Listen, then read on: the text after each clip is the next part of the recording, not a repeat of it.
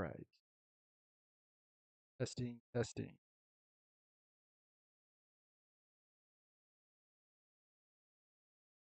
Test, testing.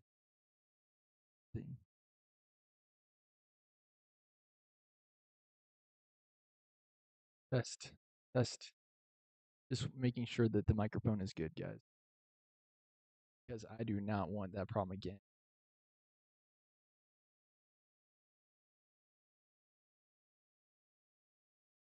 Microphone. Even last episode, it was kind of hard to hear. I think it might have been due to a couple of different factors. One is the orientation of the microphone, and the other is the volume of my voice. I was streaming later in the day during the last episode of Cider House Rules.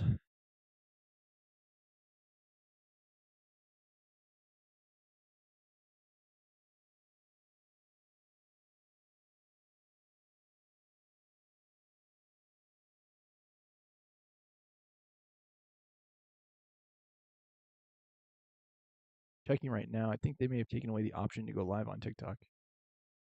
Wait, no, they did. No, they didn't.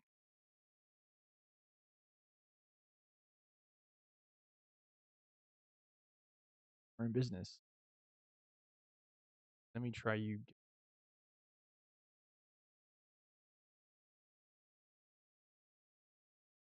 Drive me nuts today. Itching, itching, itching, and then I have to blow my nose, and then I gotta rub my nose. It's constant. Maybe it has something to do with the allergies in the air, the changing of the seasons. I don't know what.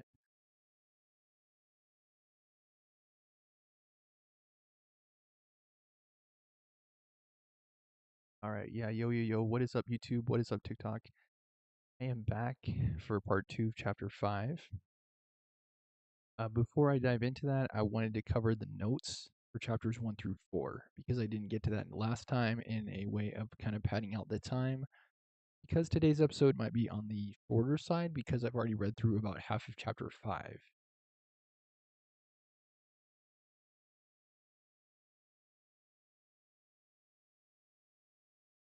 I'll see if I can pull last time.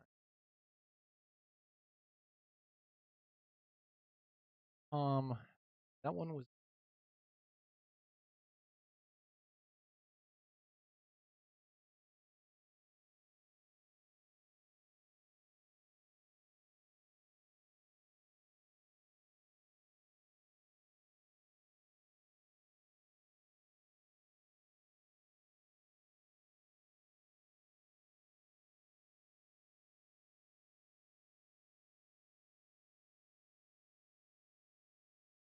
go ahead and chapter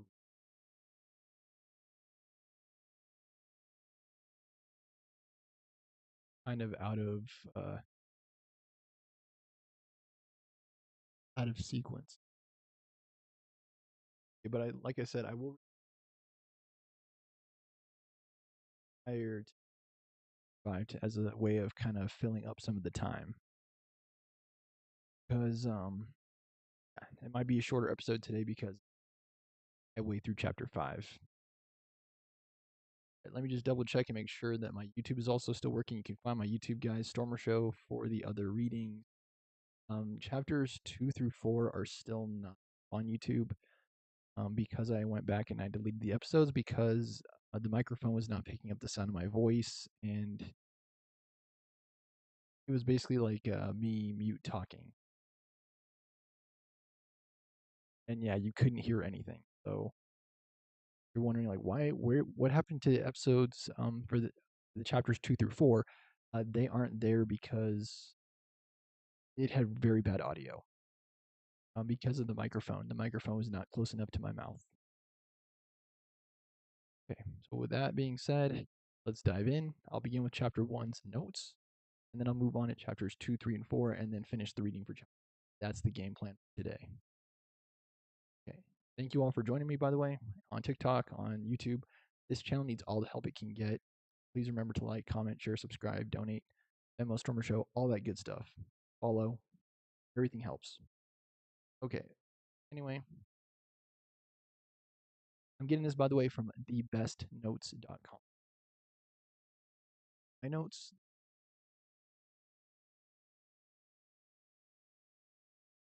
of the book.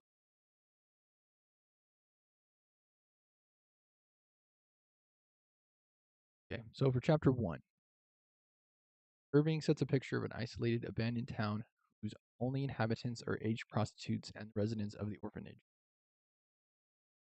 Irving is the author. It is ironic that the enemy of St. Cloud's was named the Ramses Paper Company. Ramses was an Egyptian pharaoh famous for greed, enslavement, and arrogance. Very interesting parallel, right? Because the paper company also greedily takes in resources in the form of trees, right? Paper. The paper, yeah. See, the paper company greedily took the land, never replanting the trees it took. The company also enslaved its workers and the prostitutes that served them, using them only as long as they served their purpose, then closing down the mill. Sadly, this still happens regularly to this day. Sickening labor practices. The government really should be doing something about this, but know the deal. If you've been following politics at all, you not dance around the bush. Birth control. Yeah. In present day, Ramses is also a popular brand of condom. Birth control was not readily available to or practiced by the women who came to St. Cloud's, of course. And I posited my own theories about that in the previous episode. I believe some of these women are what they call women of the night. They may not have access to birth control. May be the case where the man has gone off to war. So maybe it wasn't a part of the discussion time. Because the natural question that arises is like, so why does this keep happening then? Why are these women continuously going to St. Cloud's? Who is doing this? And when can it stop? Very vague and ambiguous. One important inhabitant of St. Cloud's is the protagonist, Homer Wells. He is a recurring character, of course. He's a member of the orphanage. After we learn of Homer's life from birth to 12 or 13 years of age. This is chapter 1, by the way. During this period, he had 4 foster families, a testament to the difficulties in finding children good homes. And of course, there's another parallel there with Melanie, also a resident of the orphanage, who also cannot find a home. One commonality they share. Yeah, where am I? Yes, he finds a difficulty finding a home. We also learned of Homer's most dominant quality, his need to be of use. Homer attempts to be of use to each of his foster families. Um, yeah, Homer, he also, if you might recall, he reads to both the boys and girls division. So he is trying to do good, and then later on he does go into medicine. So he's trying to help. Yeah, he attempts to be of use to the foster families. He was such a good silent baby, something most parents would wish for, that his first family returned him. Second family wanted him to cry, and he accommodated him by becoming the town's most legendary screamer. He does very weird placements. We would call them like very weird. Um, tries to be of use to his third family by listening and following their advice, but leaves when he realizes that he was not of use to them. For the one night he is with his fourth family, he reads to them. Finally, Larch decides that St. Cloud's is Homer's home, and Homer does whatever he can to be of use there. Dr. Larch, as founder and director of the orphanage, makes all the decisions. The nurses respect and admire him. They also admire the work he does as an obstetrician and as an abortionist. None of them see abortion as the devil's work. Larch has firm beliefs, and his actions speak louder than his words.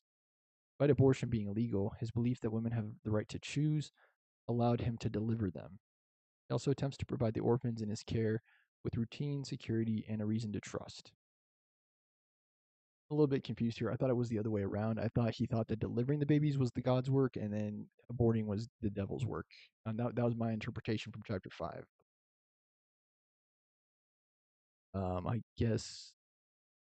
I guess it's all God's work. Um, chapter 1,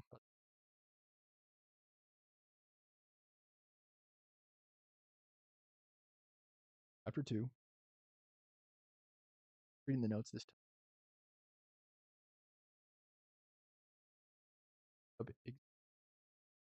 Or more or less.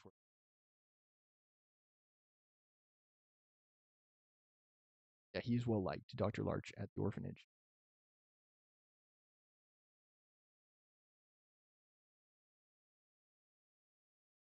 Very interesting character.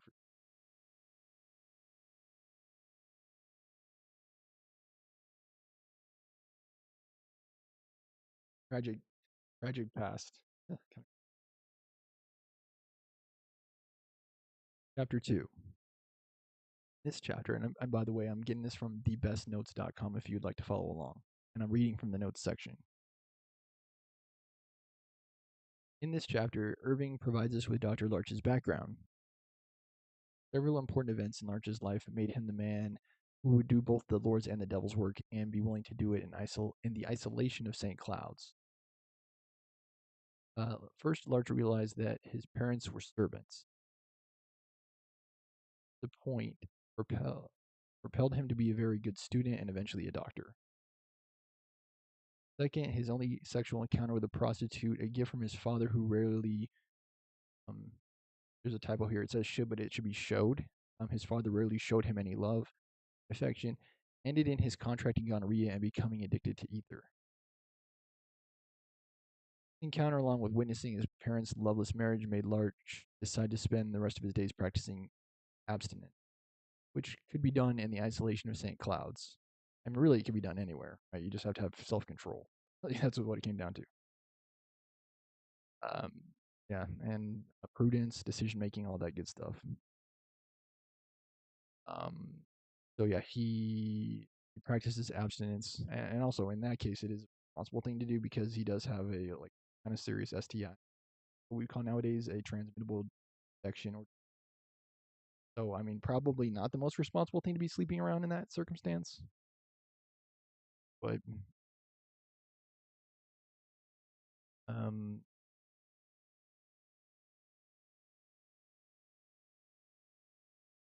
yeah. The next events that affect Larch were the deaths of Mrs. and Miss E, mother and daughter, and his visit to Off Harrison. As we might recall, Off Harrison is the alternative abortion clinic.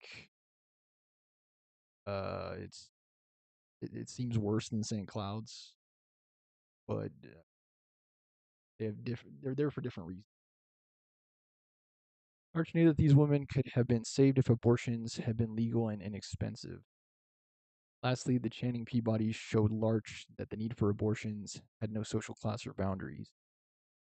As we might recall from the previous episode as well, Candy and Wally also went to get an abortion too. They were very well to do, however, they just weren't ready. She, really, more specifically, she wasn't ready. Wally was definitely ready. He was ready for marriage. He wanted to be a father, and Candy was just like no. Um,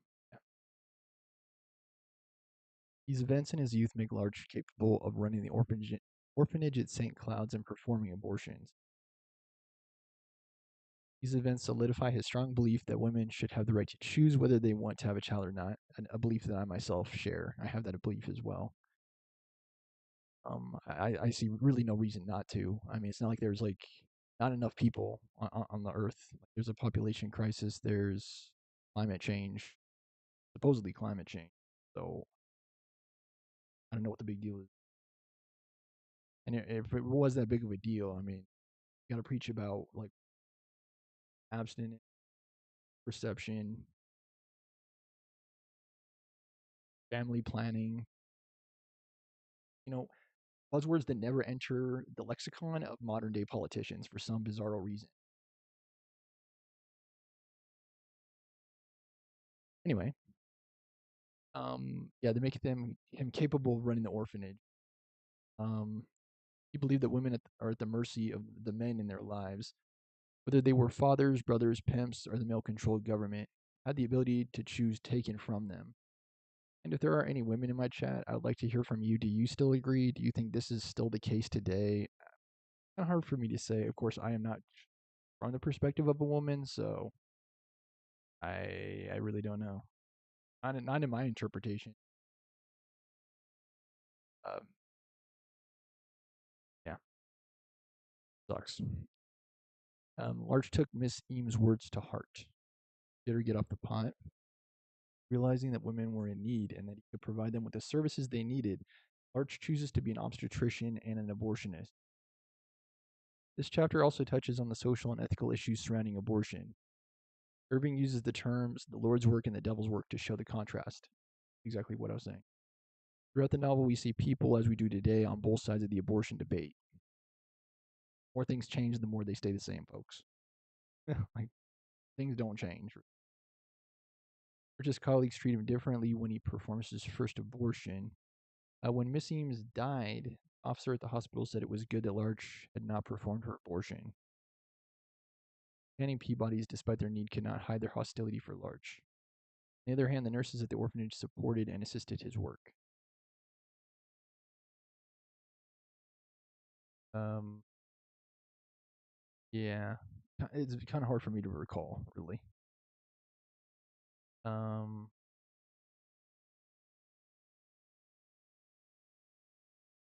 oh, as far as I'm aware, Miss Eames and her baby both died. I thought that was the case. Yeah, Larch did not perform the abortion. He waited too long, I think, and then she passed away. That is what happened. If it says it in this chapter, I remember reading it last time too.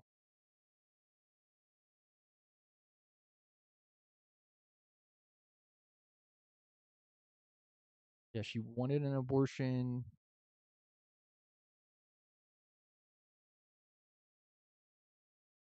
He waited too long. There's a typo here on the page, by the way. It should be TOO for too much, but he waited too long.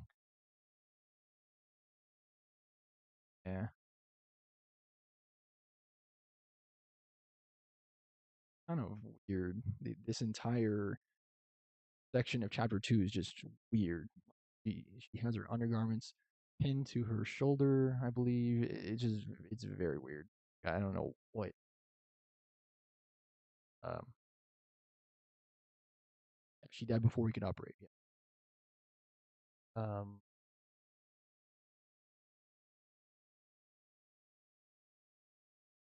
he was brought back a week later to St. Cloud's, beaten with the dead fetus from a failed abortion, imprisoned in her uterus. Oh, did she go to off Harrison? I think maybe she did. Hello, hello. If you're joining me from TikTok, thank you for watching. Hope you enjoy. And you on YouTube as well. If you want to follow my YouTube, it is the exact same channel, Stormer Show. STORMERSHOW. I almost said that wrong. STORMERSHOW. Stormer and then show. Uh, yeah.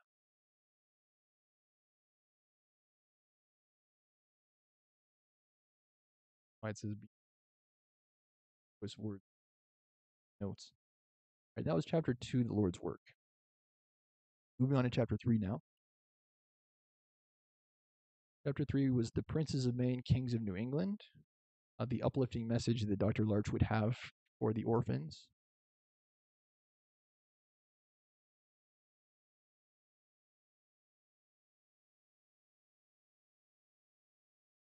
Again, just a bigger reflection of Dr. Larch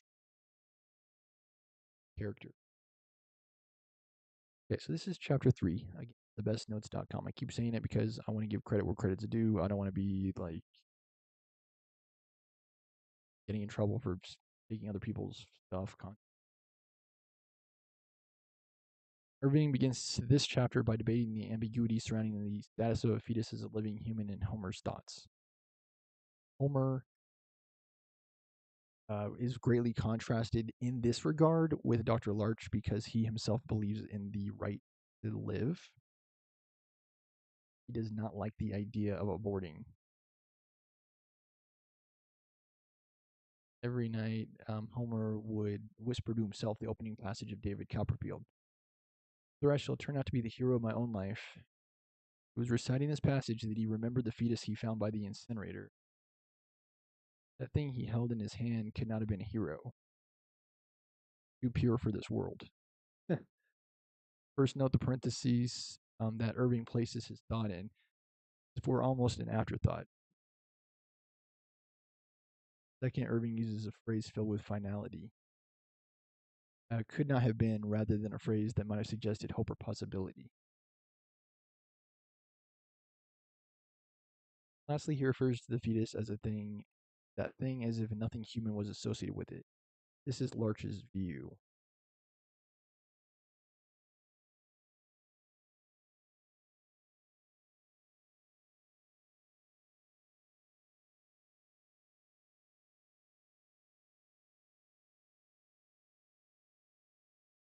Not have been.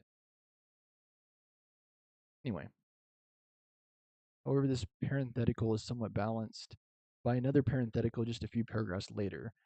That thing Homer had held in his hand was no prince. It hadn't lived to be a king. Again, the fetus is referred to as that thing, but unlike the first mention in this passage, the fetus is given some possibility of a future with the words, it hadn't lived to be king. So I would argue so few men actually do. I mean, the true sense of a king. Sure, most guys will say like, I'm a king, but kings don't know, basically no longer, right? Like practical sense.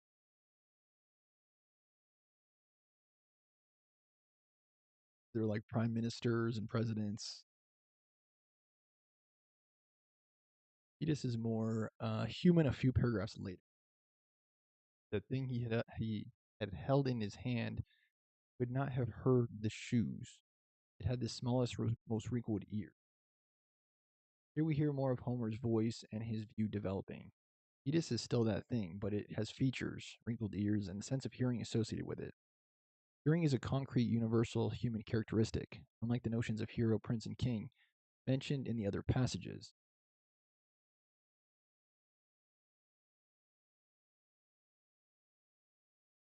Interesting dynamic created by. It's also interesting to note that only very strong women had abortions, according to Larch. A woman had to be strong enough to make the decision that she couldn't care for or didn't want to care for the baby. Kind of an interesting word choice. Does it mean strong like in the physical sense or strong as in perhaps the latter based on what this is saying? Yeah, they had to be strong. The woman, yeah, sorry, the woman also had to be strong enough to break the law and face the social stigma associated with abortion. In the case of St. Cloud's, the woman also had to be strong enough to make the journey by coach or train to the isolated town whose own isolation symbolized the isolation of the women themselves. Nice song on this topic, by the way, called Brick by Ben Folds. Ben Folds 5. I'd say isolation is really not to diminish, feel.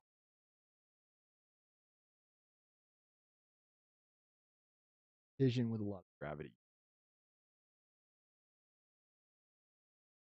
Um, is how, where was I? They go to St. Cloud's.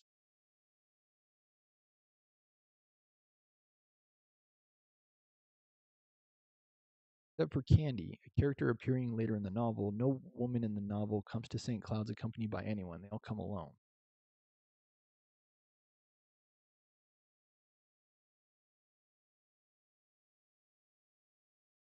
And it makes sense, right? I mean, they're prostitutes. or they call them the guys that basically hire the prostitutes. They love them and leave them, like how it goes. They don't stick around and provide like emotional support, financial support. Like it doesn't happen. At least it didn't happen now. Still doesn't happen. Not that I would know. I'm sure it still happens. Yeah, Homer grows older. This chapter, chapter 3. But his education is controlled by the people around him, particularly Larch and Melanie. Larch is the one who pushes him to become a doctor, pushes him to go to medical school. Larch tells Homer of the deliverances of both babies and mothers that happens at St. Cloud's. Begins his medical education. When he begins to educate him sexually. Larch, not used to playing the role of father, is amazed at the end of the chapter by how much Homer has grown. Much as Larch loves Homer, he feels the pressure of fatherhood and the indecision and even resentment that comes with that responsibility.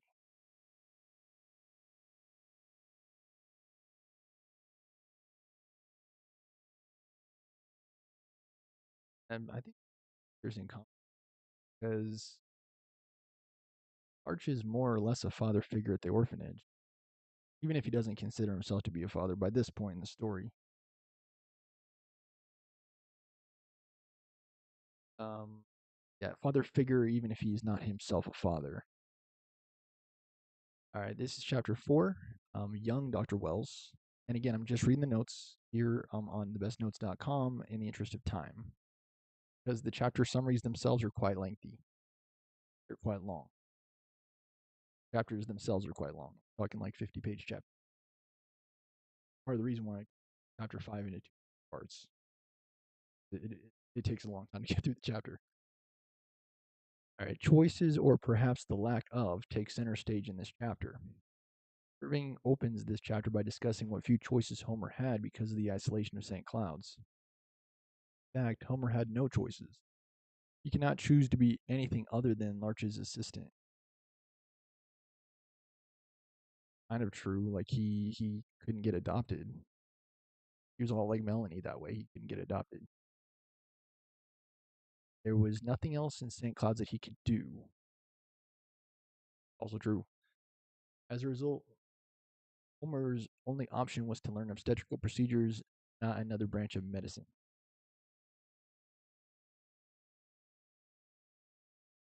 Kind of a shame that in the past the world itself was smaller in a sense because they did not have the internet. It was harder for people to get around, harder for people to find information then because I mean, they had books. They didn't have the internet those days. Uh, yeah, Homer's only choice for sexual companionship was Melanie because she was the only girl in St. Cloud's his age.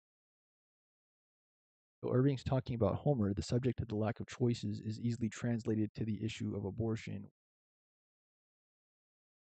Interesting duality created there. I mean, of course, Homer and the illegal nature of abortion.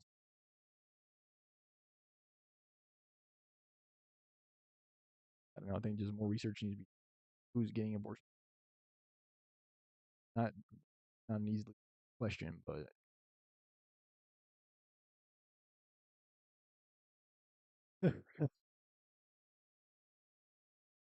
try to patient out there is what I'm. Women had few choices: have an unwanted baby, have an unsafe abortion, or travel to the isolated town of St. Cloud's. Despite the women's lack of choices, interesting to note that they still had more choices than Homer. Homer, an unwanted baby left at St. Cloud's, had even fewer choices than his mother. The only choice Homer had, one that Dr. Larch could give him, was whether or not to perform abortions.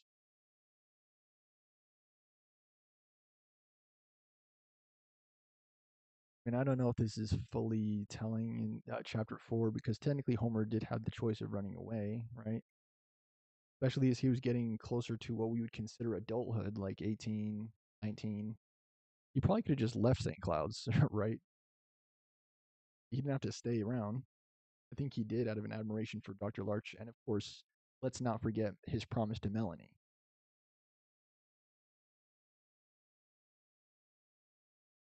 Yeah, where was I? Had fewer choices. He had the choice of whether or not to perform an abortion.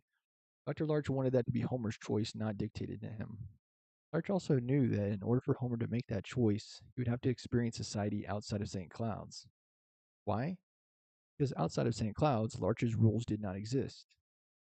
Larch's rules were society's rules in St. Cloud's. Homer needed to experience what other societies adopted as their rules, particularly in regard to abortion. Larch knew that if Homer made the choice to perform abortions, it would bring him back to St. Cloud's.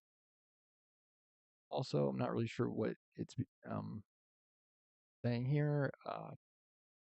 Larch was open to abortions. Right? It was Homer that wasn't. So that wasn't really a hard and fast rule instituted by Larch. More open to personal preference. Really, it wasn't a rule at all. Based on what's written here, it makes it seem like Homer's being forced to do more abortions. That's not the case.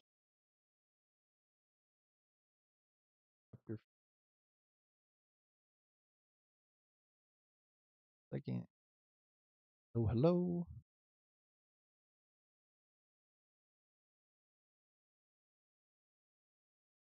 Back to St. Cloud's again. I don't know what he would learn by leaving St. Cloud's. And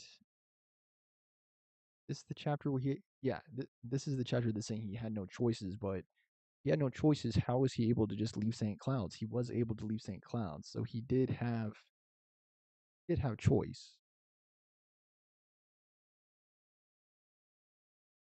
For five, I'll read it.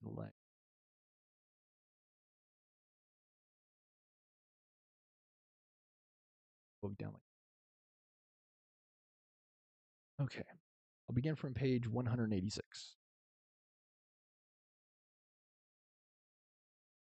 Window cleared, she saw the car move on toward the hospital entrance. People like that are too perfect to need an abortion, Melanie imagined. Just as a quick recap, and Candy and Wally go to St. Cloud's seeking an abortion because Candy is not ready. And here, Melanie thinking about Candy. Too perfect to fuck, she thought bitterly. They're too clean to do it. Pretty girl wonders why she can't get pregnant. Doesn't know you have to fuck first. They're considering adopting someone, but they won't find anyone here. No one who's good enough for them, thought Melanie, hating them. Let me double check. I could have swore it was Candy. I'm pretty sure. Yeah, I'm pretty sure. I mean, it's gotta be. Yeah, alright, where was I? Yeah, they're too perfect. She hadn't the energy to move. I think I missed something. Spat straight into her own dull reflection and watched her spit run down the pane. She hadn't the energy to move. There was a time, she thought, and I would have at least gone outdoors and poked around the Cadillac. Knew they would leave something in the car, something good enough to steal. But now, not even the thought of something to steal could move Melanie from. Dr. Larch had performed the first abortion with Nurse Edna's assistance. Larch had asked Homer to check on the contractions of the expectant mother from Damariscotta. Nurse Angela was assisting Larch with the second abortion, but Dr. Larch had assisted presence too. It supervised Homer's ether application. Dr. Larch had such a light touch with ether that the first abortion patient had been speaking to Nurse Edna throughout the operation, and yet the woman hadn't felt a thing. Talked and talked, a kind of airy list of non sequiturs, to which Nurse Edna responded with enthusiasm. Homer had put the second woman out, and he was clearly cross with himself for sedating the woman more heavily than he'd meant to. Better safe than sorry, Nurse Angela said encouragingly. her hands on the woman's pale temples, which she instinctively smoothed with her soft hands. Larch had asked Homer to insert the vaginal speculum. Homer now stared darkly at the woman's shiny cervix, the puckered opening of the uterus. Bathed in a clear mucus, it had an aura of morning mist, of dew, of the pink clouds of sunrise gathered around it. Wally Worthington had peered through the speculum, he would have imagined that he was viewing an apple in some pale, ethereal phase of its development. What is that little opening? He might. How's it look? Larch asked. Looks fine, said Homer Wells. In surprise, Larch handed him the cervical stabilizer, a simple instrument. It was for grabbing the upper lip of the cervix and stabilizing the cervix, which was then sounded for depth. Didn't you get what I told you? Asked Dr. Larch. Do you disapprove of touching the cervix, Homer? Homer reached for the lip of the woman's cervix and did it correctly. Won't touch a single dilate, he thought. Make me. Larch didn't even ask. He said, thank you, that's a help. Sounded and dilated the cervix himself. He asked for the curette. Homer handed it to him. That I asked you if it was necessary for me to even be here? Asked quietly. Said that if it was all the same to you, I'd just as soon not watch. Remember? Of course, Homer. It's necessary for you to watch, said Wilbur Larch, who listened to the scrape of his curette. Breathing was shallow but I believe, said Dr. Larch, you should participate to the degree of watching, lending some amateur assistance, understanding the process, learning how to perform it, whether you choose to perform it or not. Wasn't any other area of medicine that Homer could go into? I don't know. Do I interfere? Larch asked. When absolutely helpless women tell me that they simply can't have an abortion, they simply must go through with having another, and yet another orphan, do I interfere? Do I? I do not, said, scraping. I deliver it, goddammit. You remember their largely happy histories for the babies born here. Do you think the futures of these orphans are rosy? Do you? The New England. You don't, Larch said. But do I resist? I do not.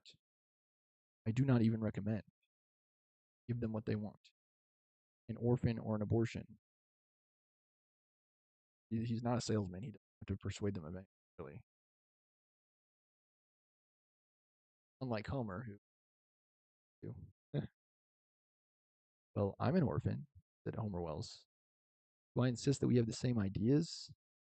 I do not, Dr. Larch said. Wish it, said Homer Wells. Women who come to me are not helped by wishes, said Wilbur Larch.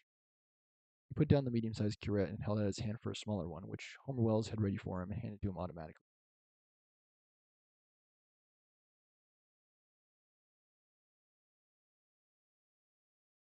To be of use. But Dr. Larch wouldn't listen. Then you were not permitted to hide, he said. You were not permitted to look away. It was you who told me, correctly, that if you were going to be of use, you were going to participate at all. You had to know everything. Nothing could be kept from you. I learned that from you. Well, you're right, Larch said. You were right. It's alive, said Homer Wells. Thing. You're involved in a process, said Dr. Larch. Birth on occasion and interrupting it on other occasions. Disapproval is noted. Legitimate. You're welcome to disapprove. You are not welcome to be ignorant. Look the other way, to be unable to perform, should you change your mind. I won't change my mind, said Homer Wells. Right then, said Dr. Larch. Should you, against your will, for the life of the mother, for example, have to perform?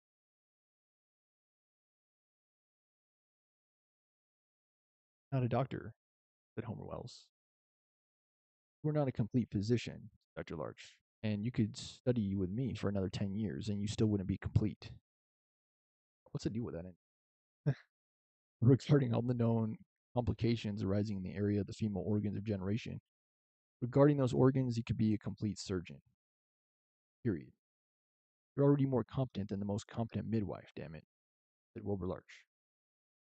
Homer had anticipated the extraction of the small curette. He handed Larch the first of several sterile volvulus. Never make you do what you disapprove of, Homer. You will watch. Know how to do what I do. Otherwise, what good am I? Yeah.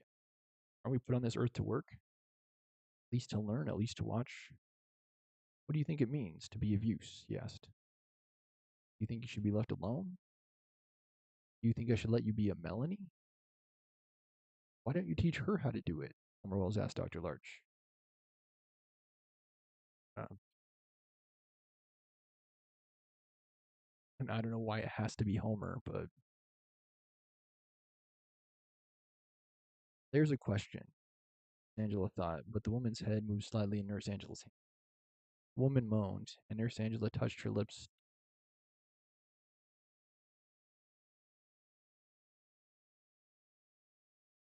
Over now.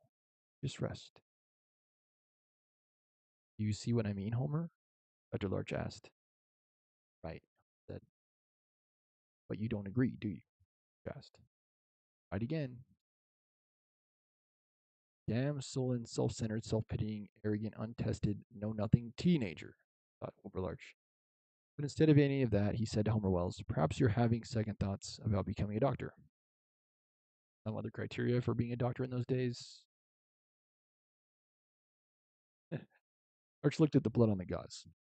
The right amount of blood, he thought. And when he held out his hand for a fresh pad, Homer had one ready.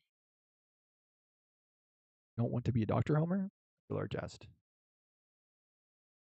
Would ever give you that idea?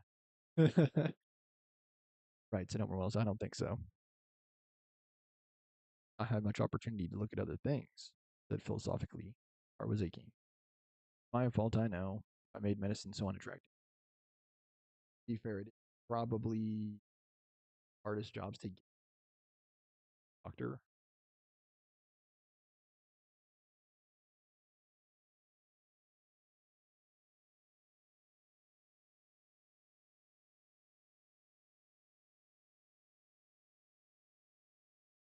Nurse Angela, who was much tougher than Nurse Edna, felt that she might cry. Nothing's your fault, said quickly. Wilbur Larch checked the bleeding again. There's not much to do here. You wouldn't mind just staying with her until she's out of the ether. Didn't give her rather a wallop. He added, looking under the woman's eyelids. He did give her rather a wallop. Deliver the Damarascata woman when she's ready. Didn't realize you didn't like the whole business. Were you, dude? Not true. Said. Deliver the Damarascata woman. I'd be happy to deliver her. But Wilbur Larch had turned away from the patient, and left the operating room. Angela glanced quickly at Homer.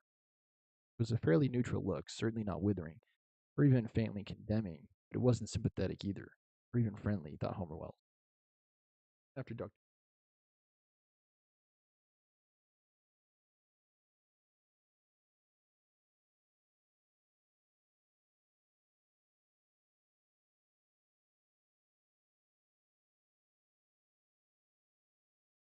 Is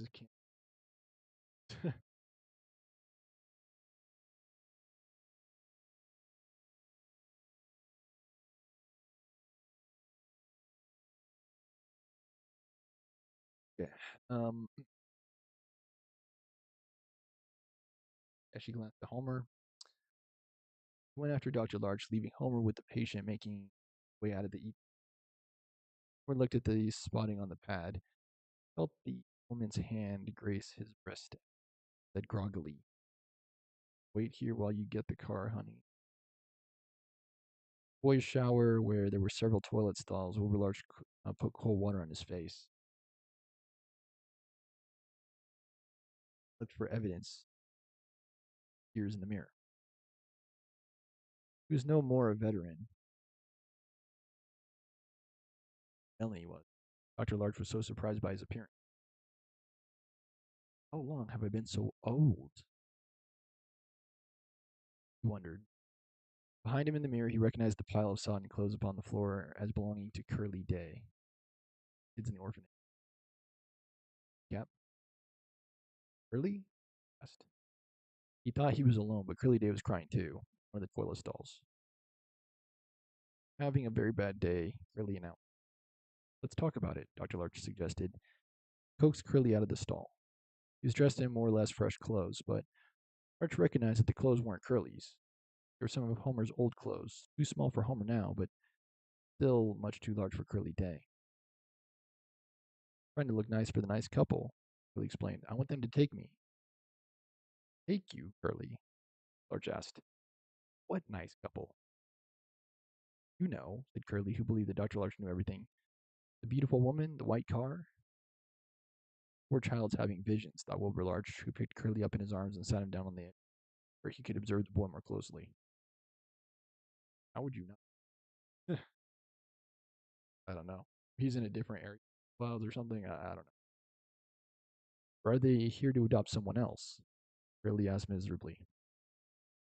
Woman likes Copperfield, but he can't even talk.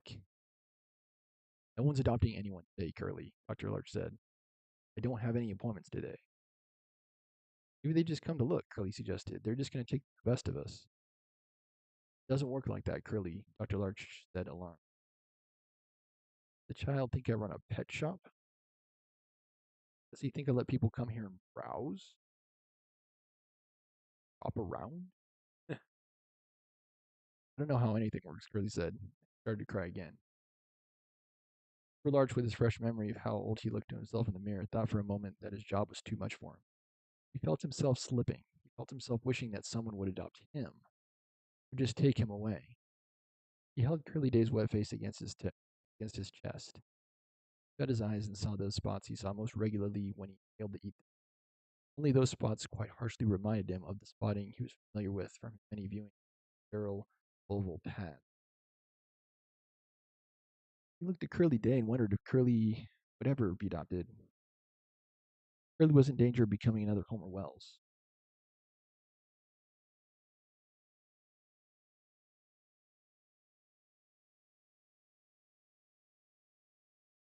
Nurse Angela paused by the door to the boys' shower room. She listened to Dr. Larch more worried about Dr. Larch than she was worried about Curly. A kind of stubborn goading had developed between Dr. Larch and Homer Wells that affected existing between two people who so clearly loved and needed each other. It distressed her that she was powerless to intervene. She heard Nurse Edna calling her and was grateful for the interruption. She decided it would be easier to talk to Homer. She did not decide what should be said to either of them. Homer watched the second abortion patient emerge from the ether. He moved her from the operating table to a portable bed. Put up the safety rails on the bed in case the woman was. Looked in another room and saw that the first abortion patient was sitting up. Decided both women would rather be alone for a moment, so he left the second patient in the operating room. It wasn't time to deliver the Damariscotta woman. Anyway, he was sure. The tiny hospital felt especially cramped and overcrowded to him, and he longed for a room of his own. First, he knew he had to apologize for hurting Dr. Larch's feelings. It all just slipped out of him. It made him almost cry to think that he had caused Dr. Larch any suffering. Straight across the hall to the dispensary, where he could see that he thought what he thought were Dr. Larch's feet extending off the floor of the dispensary bed. Dispensary medicine cabinets blocked the rest of the bed from view. He spoke to Dr. Larch's feet, which, to Homer's surprise, were larger than he remembered them. He was also surprised that Dr. Larch, a neat man, had left his shoes on and that his shoes were muddy. Dr. Larch said, I'm sorry.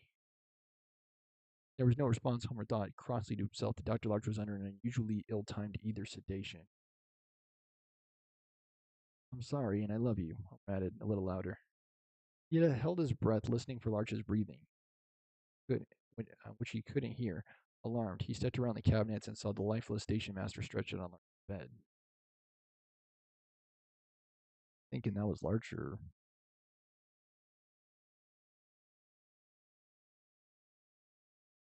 It did not occur to Homer that this had been the first time someone had said, I love you to the station master. Harsh.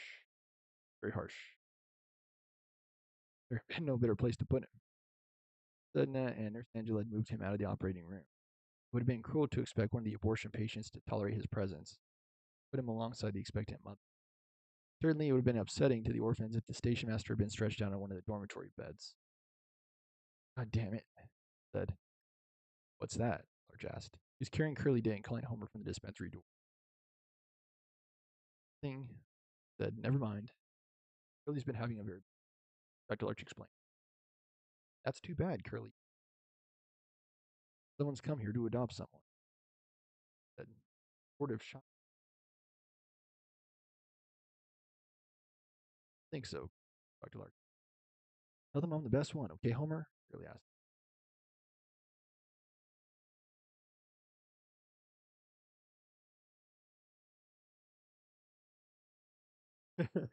They don't want to shop, they want to Uber. And it was calling. She and Nurse Angela were chattering the hospital entrance. Traipsed out to see what was going on. Doctor, his unwilling apprentice, and the next oldest orphan in the boys' division. There was a small but busy crowd around the Cadillac. The trunk was open and the handsome young presenting presents to the orphans. Sorry. Sorry, it's not the season for apples, kids, Wally was saying. Or cider. Could all use a little cider, he said cheerfully, handing out the jars of honey, the crab apple, and the apple cider jelly. Your dirty hands were grabbing. Mary Agnes Cork, the next oldest orphan in the division, getting more.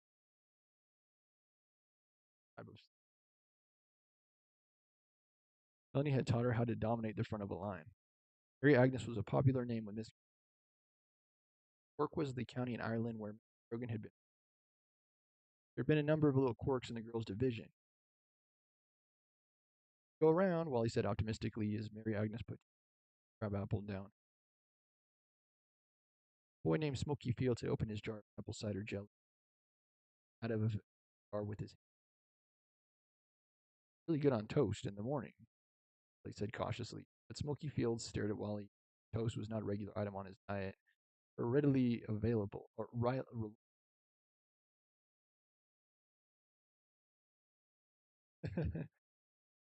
Smoky Fields intended to finish the jar of jelly. Mary Agnes spied a horn barrette backseat. Mary Agnes turned her face cant and dropped a second crab apple.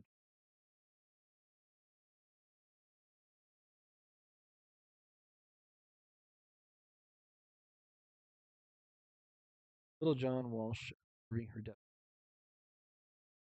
Trace of blood, or maybe Candy's eye. To restrain herself from waiting up and handed the grown-ups were presents helped Candy compose herself. "I did not come here to play with the children, she. I'm Dr. Larch, old man was saying to Wally, transfixed by the determination with which Smoky Fields was devouring a jar full of apple cider jelly. Wally Worthington said, pumping Dr. Larch's hand, handing him a jar of irritated Combs honey. Fresh from Ocean View Orchards. That's in Hart's Rock, but we're very near the coast. We're in Hart's Haven almost. Hart's Haven, said Wilbur Larch, examining the honey. Sea breeze seemed to spring off the boy. As distinctive, Larch thought, as fresh crisps. Face was on $100 bill. Larch tried to imagine.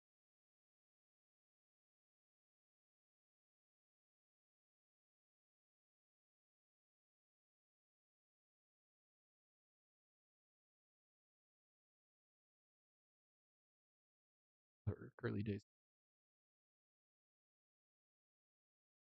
Wells had seen her, and only her from the moment he emerged from the hospital entrance. Copperfield clung to her leg, but this didn't seem to impede her gracefulness. Nothing could interfere with her radiance. Tell her I'm the best one, Billy said to Homer. Oh, Candy said to Homer because he was the tallest person present. He was as tall as Wally. I'm Candy Kendall, said to him. Hope we're not interrupting anything.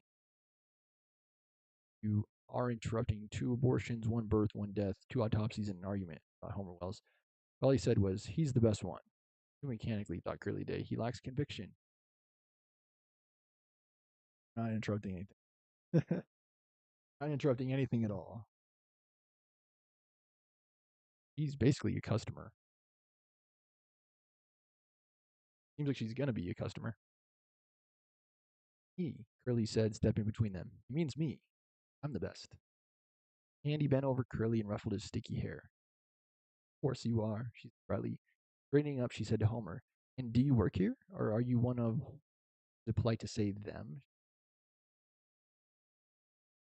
Name's Homer Wells, Curly told Candy. Homer had failed to introduce himself. He's too old to adopt. I can see that, Candy said, feeling shy. Could be talking to the doctor, she thought awkwardly. She was irritated with Wally for creating such a crowd. I'm in the apple business, Wally was saying to Dr. Larch. It's my father's business. Actually, he added, my mother's business. Olive, if I remember correctly. What does this fool want? Wilbur Larch. Oh, I love apples, Nurse said. I would have brought lots of apples, Wally said, but it's the wrong time of year. You have your own apples. He had the Baron side stretching behind them. That hill, he said, washing away. You ought to plant it. Even get you the tree. 7 years, you'd have your own apples. You'd have apples for more than 100 before large. That's not. What do I want with 100 years of apples? Thought Wilbur Large. Problem is, mate, the apples fall down and then you gotta up before you have rotting fruit on your hands. That'd be pretty, Wilbur? Nurse asked. Yeah, I guess technically they could get the orphans to clean them all up, right? But you can get your own cider press. Well, he suggested, give the kids fresh apples and fresh cider. They'd have lots to do.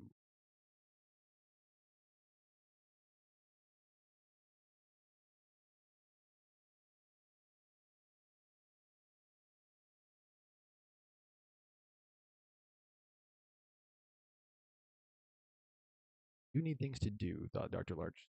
Places to go. They're from some charity, thought Nurse Angela cautiously. She put her lips close to Dr. Larch's ear and whispered, sizable donation, just so Dr. Larch wouldn't be rude to them. They're too young to give their money away, thought Wilbur Larch. Bees, Wally was saying. You should keep the bees, too. Fascinating for the kids and a lot safer than most people think. Your own honey and give the kids an education. Bees are a model society, a lesson in bees are one of the better insects for only sting when threatened. Fed up, Wally, Candy was thinking. Although she understood why he couldn't stop babbling. Unused to an environment he couldn't instantly brighten. He was unused to a place so despairing that it insisted on silence. He was unused to absorbing a shock, to simply taking it in. Wally's talk a mile a minute style was a good-hearted effort. He believed in improving the world. He had to fix everything, to make everything better. Larch looked around at the children stuffing themselves with honey and jelly. Are they come here to play with the orphans for a day and to make everyone sick? He wondered. He could have looked at Candy, then he would have known why they were there. Not good at looking in one's eyes. He'd seen too much of them under the harsh lights. Miss Angela at times wondered if Dr. Larch even knew how he tended to overlook women. Wondered if this was an occupational hazard among obstetricians, or if men with a tendency to overlook women were drawn to the obstetrical field. But that would be the case. To the contrary, Candy, to the contrary. Morals did not overlook women. Looked right into their eyes, which might have been why, Nurse Angela thought, seemed to find their position in the stirrups so troubling, funny. Thought, how he has seen everything that Dr. Larch does, yet he will not watch me or Nurse Edna shave anyone. So adamant in arguing with Dr. Larch about shaving the women for abortions. Necessary. Homer always said, and the women surely didn't like to be shaved. Like it, Dr. Larch would say. Am I in the entertainment business? Andy felt helpless. No one seemed to understand why she asked her. Everyone colliding with her at hip level and this awkward, darkly handsome young man who was surely her own age, but seemed somehow older. Supposed to tell him why she'd come to St. Cloud's. Couldn't anyone tell just by looking at her? Homer Wells looked at her in that way. Their eyes met. And he thought that he had seen her many times before, that he'd watched her grow up. He had seen her naked, had even observed the act responsible for the particular trouble she was now presenting for cure. It was shattering to Homer to recognize in the expression of the beautiful stranger he had fallen in love with something as familiar and pitiable as another unwanted pregnancy.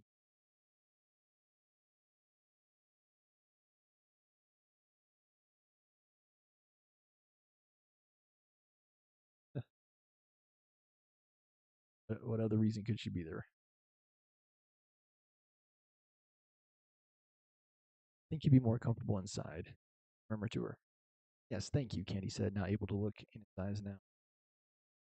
Large, seeing the girl walk around the hospital entrance, recognizing that deliberate way of walking that predictably happened to be someone who's watching her own feet, thought suddenly, oh, just another abortion. That's all this is about. He turned to follow the girl and Homer just as Smoky Fields finished the jar of jelly and began to eat a jar of honey. He ate with no apparent satisfaction, but ate so methodically that even he was jostled by a nearby orphan. He never took his eyes from his little paws that scooped his way into the. He was severely jostled, a kind of growl or gurgle caught in his throat. He hunched his shoulders forward as if to protect the jar from other predators. He led the way to Nurse Angela's office. Threshold, he saw the dead baby's hands reaching above the edge of the white enamel tray, which still rested on Nurse Angela's typewriter. The baby's hands were still waiting for the ball, but Homer's reflexes were quick enough. He turned full circle in the doorway, pushing Candy back into the hall. This is Dr. Larch, Homer said to Candy, introducing them while he herded them down the hall to the dispensary. Wilbur Larch did not remember that there was a dead baby on top of the typewriter in Nurse Angela. Who left that there?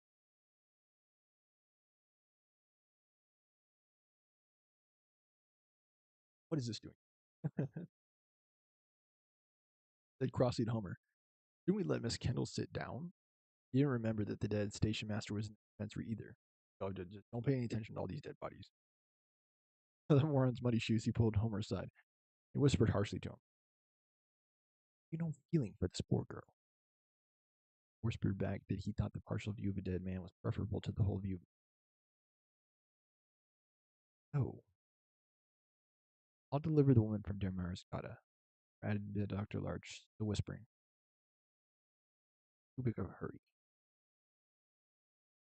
And I won't have to do anything with this one, Candy. Did her, do you understand? Dr. Larch regarded the young woman. He thought he understood a little. She was a very pretty young woman. Even Dr. Larch could see that. He'd not seen Homer so agitated in anyone's presence before. Ooh, he likes her. Watch out, Wally. Homer fancies he's in love. Or he fancies that he'd like to be. Have I been utterly insensitive? Lark wondered. The boy still enough of a boy to need to romanticize women. Was he enough of a man to desire to romance women, too? Wally was introducing himself to Homer Wells. Homer Larch thought. Here's the one with apples for brains. Why is he whispering? It didn't occur to Dr. Larch that Wally thought, by his partial view of the station master, that the station master was asleep. Very funny. Very fast aside. When Jim Carrey's character is introduced to the husband, the woman he's been chasing after, fantasizes quickly. Die, die. Too true. Too true. Any guy, as soon as you meet her boyfriend, you know, you know.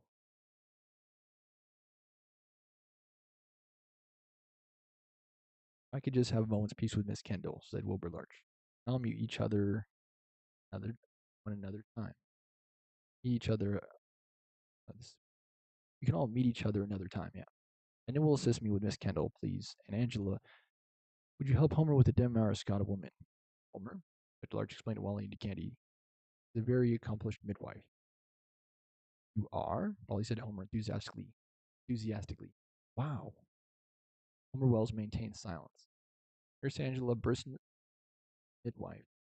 At the condescension she quite correctly heard in Dr. Larch's tone, touched Homer's arm very gently and said to him, I'll give you account of the contractions. Then whose critical love for Dr. Larch beamed forth ever brightly, cheerfully pointed out that various people had to be moved both from and to various beds if a room was to be made ready for Candy. Please do it then. Just have a moment alone with Miss Kendall. He saw that Homer seemed riveted. Homer was unaware that he was staring at candy. The boy had gone gaga on me, thought Wilbur saw no indication that Apple Brains intended to leave the dispensary. I could just explain a little of the process to Miss Kendall, Willard said to Wally. It appeared hopeless to address Homer. I'd like her to know about the bleeding. Later, example, Larch added, intending the word bleeding would have some effect on Wally's apple bright complexion. It did, perhaps in combination with the overpowering atmosphere of ether and the. Someone going to cut her? He asked Homer pathetically. Homer caught Wally's arm and pulled him abruptly away. Pulled him so quickly along the hall and got him outdoors so fast that Wally almost escaped being.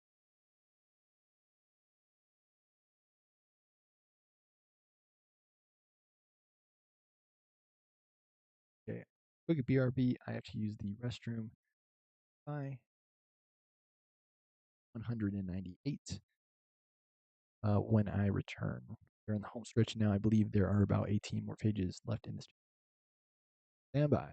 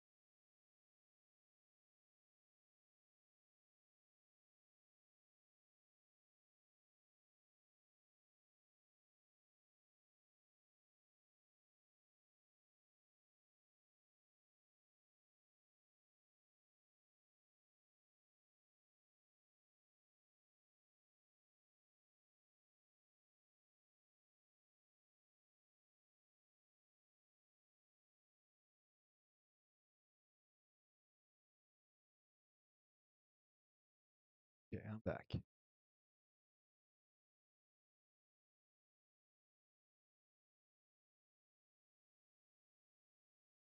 was completely owing to Homer's good reflex. Wally didn't throw up until two of them were behind the boys' division. A particular hillside Wally had suggested planting with apple trees, the very hillside where Homer Wells' shadow had only recently outdistanced arches. Two young men walked up and down and across the hill, straight lines, inspecting the rows of trees Wally was planning in his imagination. Homer politely explained the procedure that Candy would undergo, but Wally wanted to talk about apple trees. This hill is perfect for your standard 40 by 40 plot, Wally said, walking 40 feet in one direction and making a perfect right angle turn. Using the first 3 months, noted, there really shouldn't be any work with forceps, just the standard dilatation. That means dilating the opening to the uterus and curetting. That's scraping. Recommend 4 rows of McIntosh. 1 row of Red Delicious, Wally said. Half of the tree should be max. Mix up the rest, maybe 10% Red Delicious, another 10 or 15% Cortlands and Baldwins. You want a few Northern Spies, and I'll throw in some Ravensteins.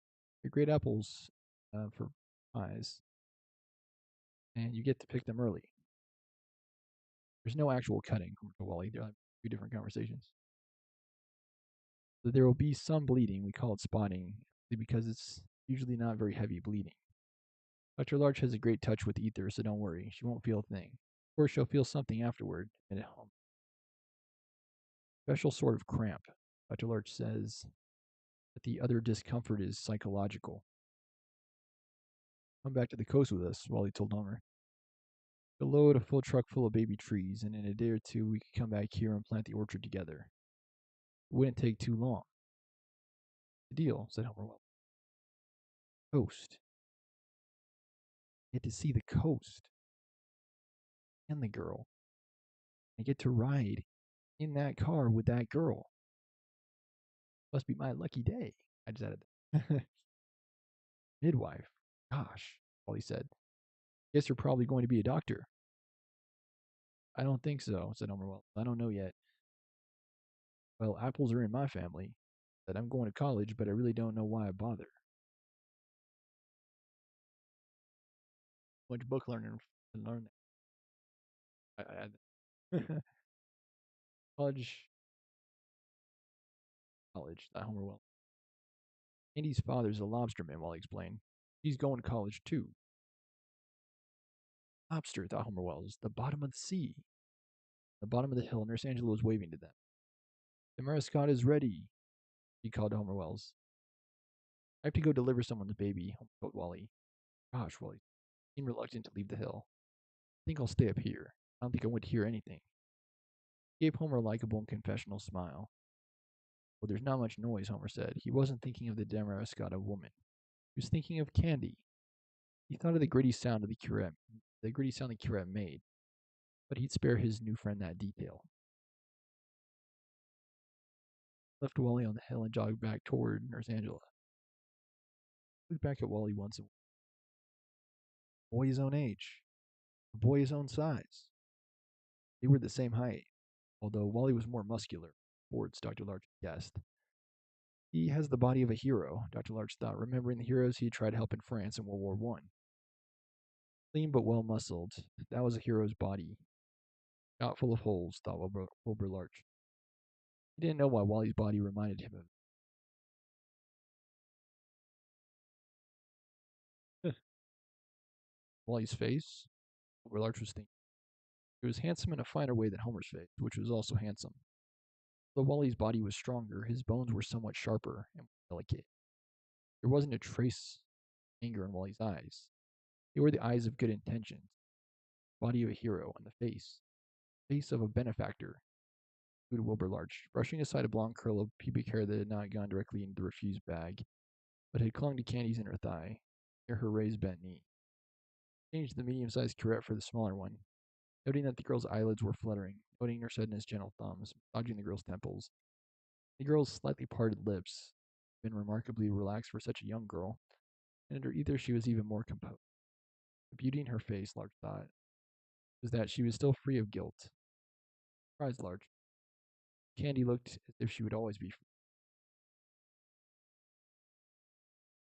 Possible to say so, at least in a physical sense.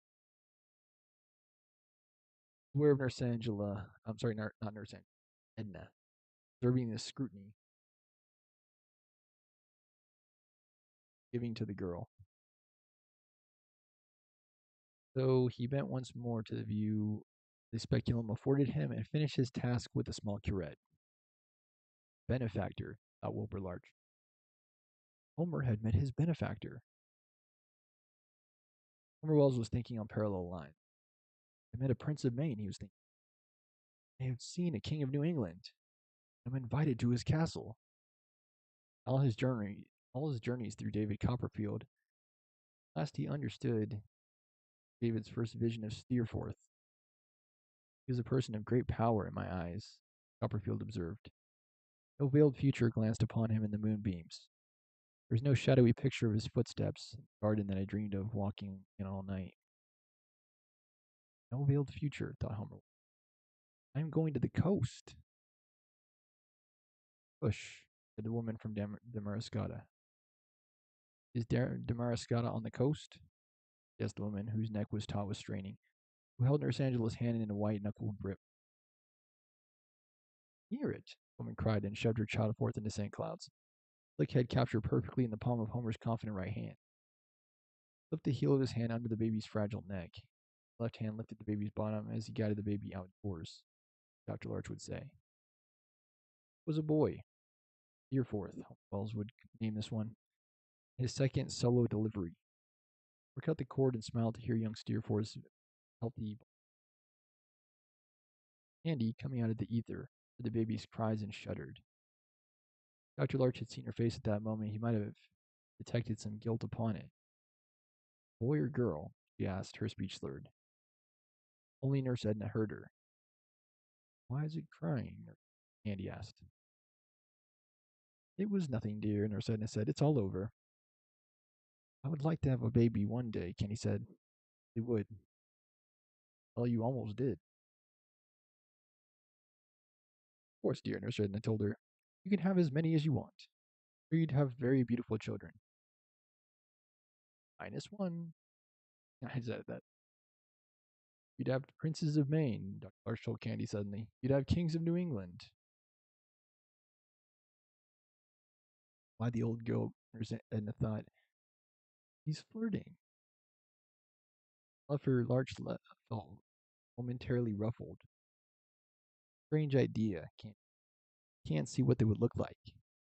Mind drifted for a while. Why is the baby crying? She wondered. Probably because it just entered the world. Also something headed. Overlarge cleaning up noticed another curly clump of her pubic hair. Is the same tawny tone of Candy's skin, which was doubtlessly why Nurse Edna had missed it. He listened to the cries of the Damariscotta woman's baby, and thought he mustn't be selfish. He must encourage Homer to make friends with this young couple. He stole a look at the dozing girl. Opportunity shone from her like light. And people will always eat apples, he thought. It must be a nice life. The apple enameled on the Cadillac's door, the monogrammed in gold, was of special interest to Melanie. She managed to prod herself into action. She tried to steal the apple on the door before she realized it wouldn't come off. Harry Agnes' arrival at the girls' division, with her scrawny arms hoarding jars of jelly and honey, had prompted Melanie to go see for herself what was going on. She thought sourly. Typical how nothing had been left for her, not even a glimpse of the beautiful people. She wouldn't have minded another look at them. There was nothing worth stealing. You could see at a glance, just an old book. It was fate. She would think later. She would think later that the title of the book and the name of its author were visible to her. The book appeared discarded on the car's floor. Little Dorrit meant nothing to Melanie, but Charles Dickens was a name she recognized. He was a kind of hero to Homer Wells. Without thinking this was her life's unselfish act, she stole the book for Homer.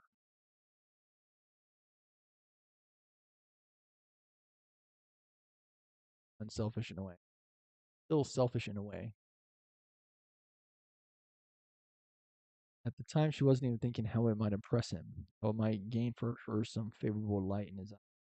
He thought only generously. Oh, look, a present for Sunshine. More to her than she could ever admit to herself that Homer had promised never to leave St. Cloud's without her. Then she saw Wally. He was walking towards the Cadillac, in the direction of the hospital entrance. But he kept turning around to look at the hill. In his mind, he saw the orchard at harvest time. The long ladders were in the trees. The pickers were the orphans themselves.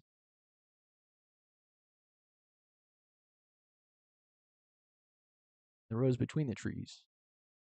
In one row of a tractor-towed flatbed trailer, already heavy with apples. Looked like a good crop. Where will they get a tractor? Wally wondered. He tripped, caught his balance, looked where he was walking toward the abandoned Cadillac. Melanie was gone. She'd lost her nerve. Thought of confronting that handsome young man alone. He wasn't sure if she could have tolerated his indifference. He'd been clearly appalled by her appearance. It wouldn't have bothered Melanie. He rather enjoyed her ability to shock people. She could not bear the thought he might not even notice. He'd handed her a jar of honey. He'd have cracked his skull with it. Nobody honeys me. Little Dorrit slipped inside her shirt against her thudding heart. all the things. Book. Across the road between the boys and girls division, just as the station master's assistant was climbing the same road toward the hospital. First, she didn't recognize him. Melanie, he was just a simpleton in overalls. Busybody who tried to fashion for himself an air of self-importance out of what Melanie imagined was the world's stupidest job. Watching for trains to arrive. Hardest job. The loneliness of the railroad station depressed Melanie. She avoided the place. Went there for one thing, to leave. Stand there all day, imagining leaving. Could there be anything sadder or more stupid than that? Now here is this oaf, still wearing his year-long effort to grow a mustache, but dressed to kill. No, Melanie realized. He's dressed for a funeral. That was it. The plain but ambitious boy had been impressed by the white Cadillac. He conceived that the station master's job is for the taking if he exhibited a proper and adult solemnity regarding the station master's passing. He was terrified of Dr. Larch. The idea of pregnant women made him feel furtive, but he had imagined that paying his respects at the orphanage, where the station master's body reposed, was a grueling but necessary rite of passage. Lit up smell he associated with babies made him nauseous too. Lit up smell. An unusual bravery had guided him to the orphanage, giving his silly young face an almost adult countenance. Except for the silky smudge that marked his upper lip, made all his efforts at manhood ridiculous. He also burdened himself for the uphill climb by carrying all the catalogs. The station master wouldn't be needing them now, and his assistant imagined that he could ingratiate himself to Dr. Larch by bringing the catalogs as a present. He had not bothered to consider what use Wilbur Larch would have for the seeds lingerie, or how the old doctor would respond to declarations regarding the peril of souls, his own and many restless others.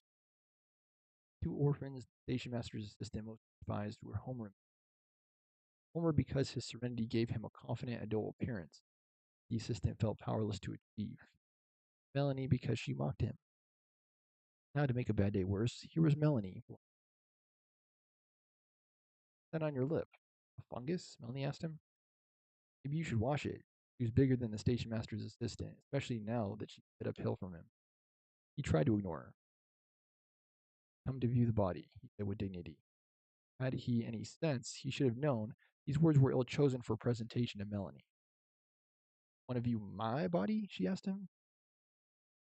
Not kidding, she added, when she saw how lost he was and frightened. Melanie had an instinct for pressing any advantage, but she relented when her adversary was too easy. She saw that the station master's assistant would go on standing on the road till he dropped from fatigue. Stepped aside for him. Said, I was. He stumbled ahead, blushing, and almost turned by the boys' division when she called after him. You'd have to shave me before I'd let you. Staggered slightly, causing Melanie to marvel at her power. Then he turned the corner and felt himself uplifted by the gleaming Cadillac, by what he mistook for the white hearse. If at that moment a choir had erupted into a heavenly voice, the assistant would have fallen to his knees, Cadillac spilling around him. The same light that blessed the Cadillac seemed to shine forth from the blonde hair of the powerful-looking young driver of the hearse. Now there was a responsibility that awed the station master's assistant. He approached Wally carefully. Wally was leaning on the Cadillac, smoking a cigarette, intently visualizing an apple orchard in the clouds.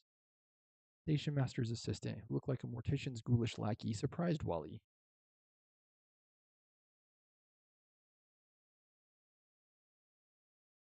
Someone I don't. I've come to view the body. Said, body? Wally said. What body? Fear of embarrassing himself almost paralyzed the station master's assistant.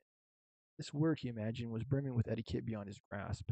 Obviously, it had been tactless to mention the body of the deceased to the very man who was responsible for safely driving the dead away. Thousand pardons, the assistant blurted. It had been something he'd read. Thousand what?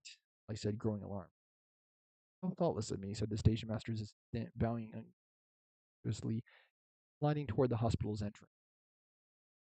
Someone died? Wally asked anxiously, but the assistant managed to slip inside the hospital entrance, where he quickly hid himself in a corner of the wall and wondered what to do next. Clearly, he'd upset the high strung and fine tuned feelings of the hearse driver. This is a delicate business, thought, trying to calm. What mistake will I make next?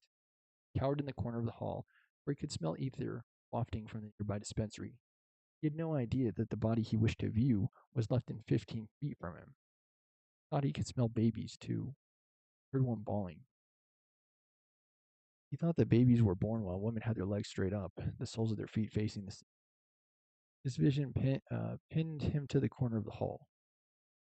I smell blood, he imagined, struggling to control his panic. He clung to the wall like so much plaster, so much so that Wally failed to notice him when he came to the hospital entrance, worried about who had died. Wally entered the dispensary as if drawn to the ether, although he quickly felt his nausea returning. He apologized to the feet of the station master. Excuse me, Wally whispered, reeling back into the hall. He had heard Nurse Angela talking to Candy, who was already able to sit up. Wally barged in on them, but the look of relief on his face, to see that Candy was not the person rumored to be dead, was so touching to Nurse Angela that she wasn't even cross with him for recruiting. Please come in, she said to Wally in her best hospital voice, which was first person plural. Feeling much better now, Angela said. Quite ready to jump around, but we're sitting up nicely, aren't we? Asked Candy, who smiled. Candy was so clearly glad to see Wally that Nurse Angela felt she should leave them alone. St. Cloud's did not have a great and tender history regarding the presence of couples in the operating room. Angela was both surprised and happy to see a man and woman who loved each other.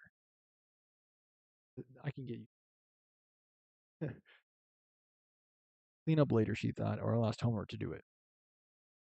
Homer and Dr. Larch were talking. Edna had taken the Damariscotta woman back to her bed in the maternity. Dr. Larch was examining the baby Homer had delivered. Young Steerforth, name Larch had already criticized, for some villainy in the character of Steerforth. Had Homer forgotten that part? There was also a death by drowning. It was more of a brand than a name, Dr. Larch's opinion. They weren't talking anymore about Steerforth. Well, I said it would take just a couple of days, Homer was saying. I'll have to load the truck, I guess. 1 be 40 trees. I'd like to see the coast.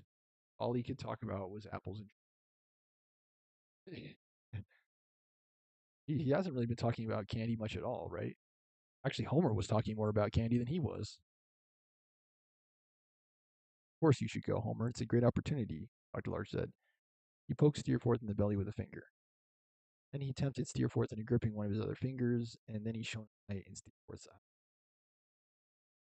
I'd be gone just 2 days, Homer said.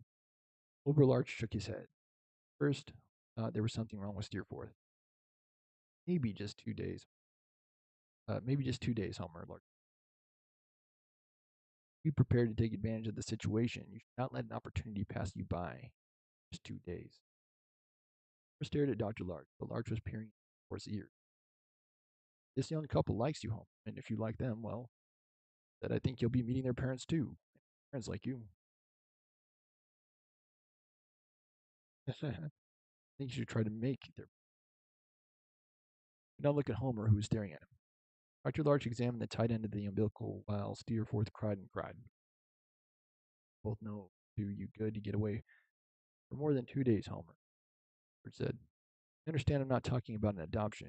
I'm talking about the possibility of a summer job for a start.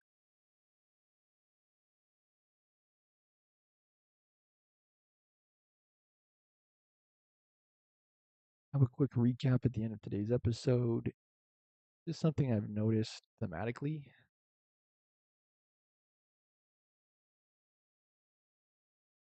Summer job for Homer would be quite nice.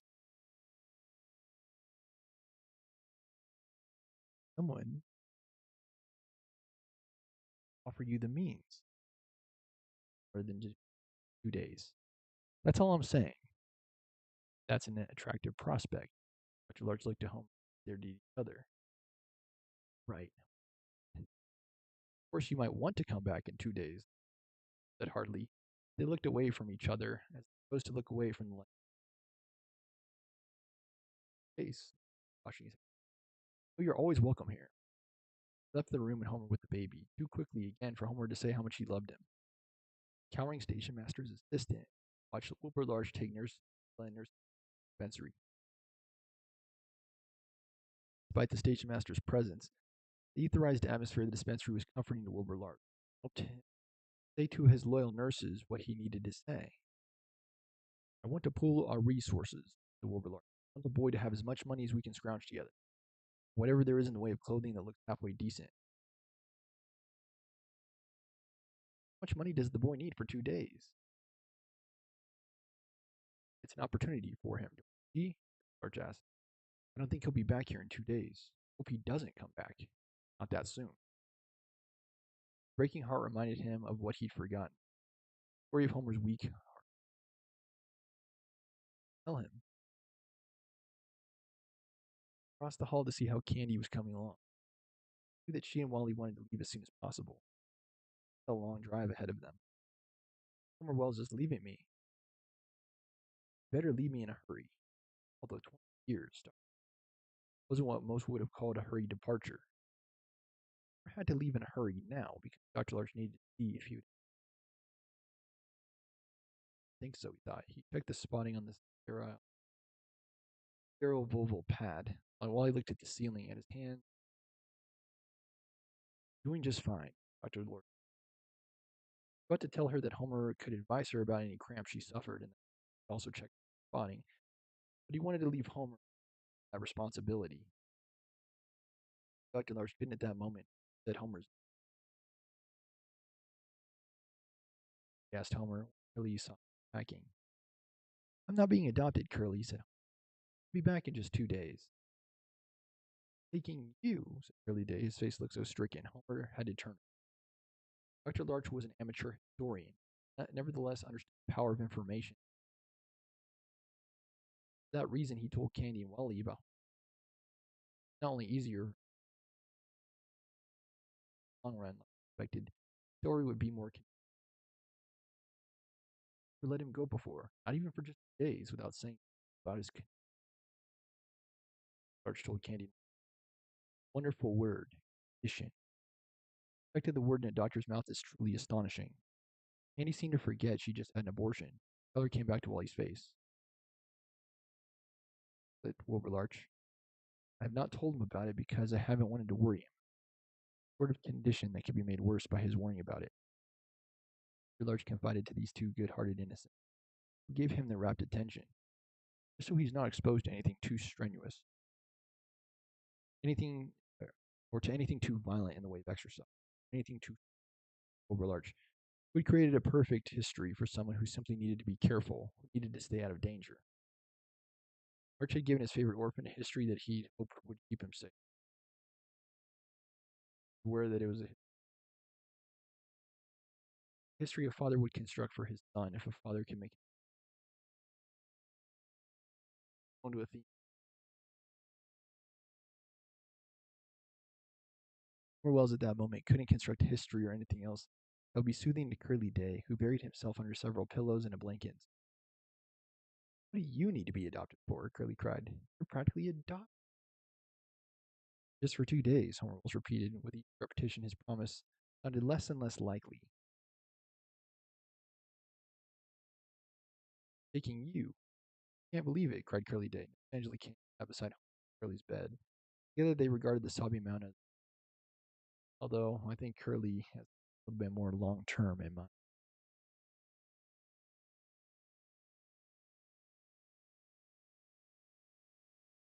Break, I know. We have about 7 pages left, so hold on there. Hold on. I think I'm gonna have to just start breaking these chapters up. Part 1, part 2, because these chapters are long. For 2 days, Curly, Nurse Angela said lamely. Dr. Larch said Homer was here to protect us. Cried. Protection. Nurse Angela whispered to Homer that if he'd go clean up the operating table, she'd sit with Curly until he felt better. Not wanted to clean up the table with the nice young couple needed to be alone. Be having a nice moment. Friends? I thought, is it possible I'm going to be having friends? Best one? Right under the. Tried to pat Curly, but Curly stiffened and held. I'll see you, Curly, said. Traitor, said Curly. Curly seemed to recognize Nurse Angela. body relaxed, and he Sedna had finally stopped young Steerforth from crying. He simply outlasted the baby, who was now washed and dressed in all Sedna's arms. Taking enough of the formula to satisfy Nurse Edna, put him in his bed, and finished cleaning the been delivered. Fresh sheet, table, just wiping the gleam of large slurs. Station master's stiff body. Silver, said critically. Let Homer help you with it. Time to get used to not having Homer around, Dr. Larch said curtly, dropping the station master's body on the table. Dear, Nurse Edna thought, we're in for a firm. I don't suppose you've seen this sternum shoot, Dr. Larch asked her. Nips? Well, just undress him. I'll ask Homer. Homer knocked before he entered the operating room. Candy had dressed herself, with Wally's fumbling help. Now stood leaning against him in what struck Homer as an oddly phony pose. That the couple had just finished a dance competition and were waiting the judges' applause. Waiting their applause. You can relax now. I was not quite able to face. Maybe you'd like some fresh air. Won't be long. I have to clean the table. An awkward second thought added to Candy. Feeling all right, aren't you? Oh, yes, she said, her eyes passing over very quickly. Dr. Larch came and asked Homer if he knew where Burnham shears were. They're with Clara. I'm sorry. I had them there because I thought I might need them for the autopsy. Fetus. You don't use the sternum shear, Larch said. Scissors. I was aware that the words fetus and autopsy fell like drops of blood on Wally. Go get the shears for you, Homer said to Dr. Larch. What you're doing here. Get some fresh air. Took his suggestion for a command. It was. I left the operating room, way down the hall to the hospital entrance. Would have spotted the station master's assistant, not been so unnerved by the sight of Dr. Larch carrying the station master's body. Cautiously attempted to follow this troubling vision. Here he made a wrong turn and found himself in the dispensary. He was staring at the mud on the bed when Wally led Candy outdoors. So sure it was his heart, asking Dr. Larch, are you in such a hurry to do the autopsy? I have to keep busy, Larch said, surprised by the barely restrained. Might have told Homer he loved him very much and that he needed something very active to occupy himself at this moment of Homer's departure. Might have confessed to Homer very much to lie down on the dispensary. That he couldn't very well have done that while the station master was occupied. He did take Homer Wells in his arms, kiss him. Only hoped that Homer understood how much Dr. Larch's self-esteem was dependent on self-control. We said nothing. Homer alone in the operating room.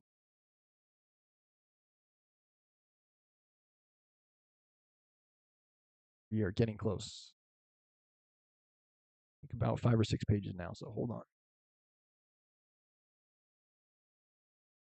Homer scrubbed the table with disinfectant. He had sealed the refuse bag when he noticed the almost transparent blondness of the clump of pubic hair that clung to his pant leg. A tight, clean curl of Candy's especially fine hair was caught on his knee. He held it up to the light, then put it in his pocket. Again, very, very strange. Sedna was crying as she undressed the station master. Dr. Larch had told her and Nurse Angela that there would be no hoopla of heartfelt well-wishing upon the departure of Homer Wells. Nothing that would lead Candy and Wally to suspect that Homer Wells was even considering he might be gone more than 2 days. Nothing, Dr. Larch had said. No hugs, no kisses, thought Nurse Edna, weeping. Tears had no influence on the expression of the station master, whose face remained seized by fear. Nurse Edna completely ignored the station master. She devoted herself to her misery at being forbidden to gush over saying goodbye to Homer Wells. It will all appear casual about his leaving, Dr. Larch said, period. Casual, Nurse Edna thought. The station master was down to his socks when Dr. Larch walked in with the sternum shear. There will be no crying, he said sternly to her. Do you want to give everything away? He yanked off the station master's socks and threw them at Dr. Larch. Then she left him alone with the body. Homer Wells gave the operating table a thorough inspection, final examination, last look. Transferred the cluster of Candy's pubic hair from his pocket to his wallet. Once more counted the money Dr. Larch had given him. There's almost $50. Bizarre. He went back to the boys' sleeping room. Nurse Angela still sat on the edge of the bed where Curly Day was still sobbing. She kissed Homer without altering the motion of her hand, rubbing Curly Day's back through the blanket. Homer kissed her and left without a word.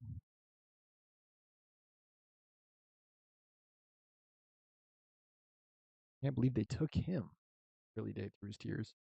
I'll be back. Back, whispered Nurse Angela. Our Homer, she thought. I know he'll be back. Doesn't he know where he belongs? Nurse Edna, attempting to compose herself, stepped into the dispensary where she encountered the trembling station master's. May I help you? Edna asked. Altogether. Come to view the body. Assistant. Across the hall, Nurse Edna heard the familiar crack of the sternum shears splitting the station master's chest. She doubted that the assistant would care to view the body in its present state. But she said the assistant was, Dr. Larch isn't finished with the autopsy. Brought some catalogs for Dr. Larch, the assistant said, handing the mess to Nurse Edna. Why, thank you, she said. The young goon in his funeral finery showed no signs of leaving. Perhaps the ether in the dispensary air was unraveling him. Would you like to wait? Nurse Edna asked him. He stared at her. To view the body, she reminded him. You could wait in Nurse Angela's office. He nodded gratefully as Nurse Edna pointed the way down the hall. Last door on your right, she told him. Just make yourself comfortable. Unburdened of the station master's catalogs, the assistant had a lighter, more relaxed step as he aimed himself toward Nurse Angela's office. He was pleased to see there was a choice of chairs to sit in. Naturally, he would not choose the desk chair behind the typewriter.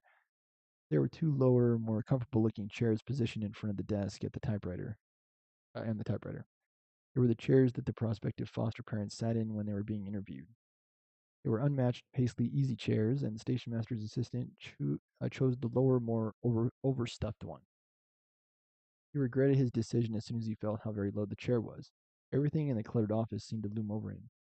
If Dr. Larch had been sitting at the desk, the typewriter, he would have towered over the assistant in his low sunk chair. The assistant saw a white enamel sort of pan or tray upon the typewriter. He was seated so very low that he couldn't view the pan's contents. Two tiny hands reached up above the edge of the examining tray. Only the fingertips of the dead baby from 3 Mile Falls were visible to the station master's assistant. He'd never seen a fetus before, or even a newborn baby. He was unprepared for how small the fingers can be. He kept looking around the room, sunken in growingly uncomfortable position. His eyes kept coming back to the fingertips, sticking above the rim of the tray. He couldn't believe he was really looking at fingers.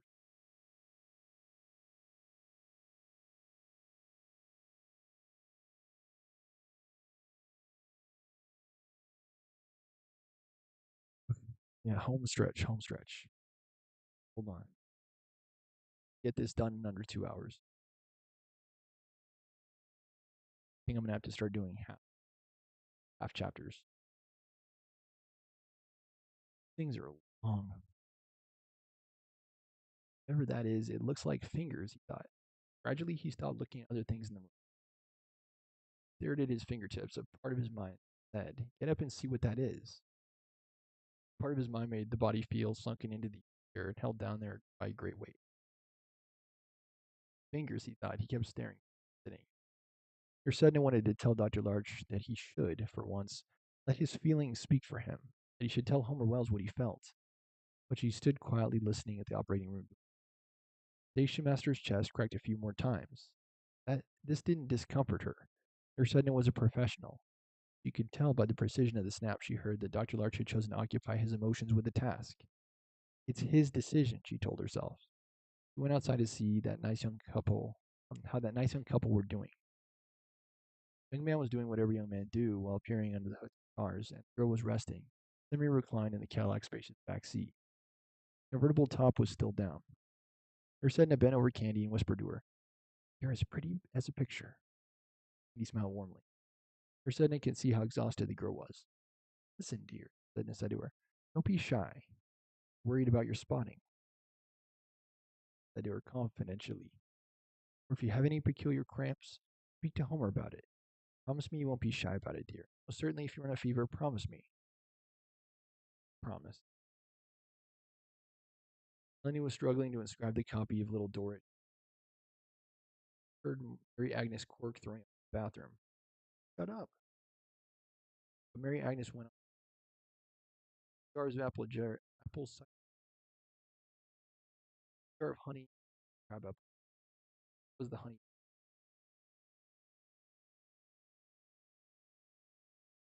Our belonging to lay a miserable bed.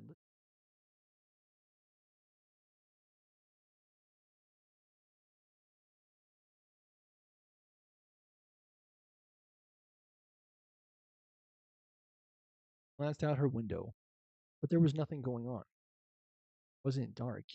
Time for the two women she watched arrive in the morning to be heading downhill for their return train, or whatever. Love, Melanie. Melanie added. Mary Agnes groaned and he again. Dumb little bitch pig. Wells walked in the office. Wilbur Larch had successfully exposed the station master. Larch was not surprised to see evidence of heart dead and Park Parkshin, said Homer, without looking up at him. Or no damage to the heart of any. Station master had a healthy heart, Dr. Larch announced to Homer. No massive heart attack. Dropped the station master had dropped the station master, as had suspected. Here there had been a very sudden change with me, I think. Heart just stopped, right? I think that he suffered some. Wells could believe that just by looking at the station master. Of course, there could be a clot in the brain. So I look.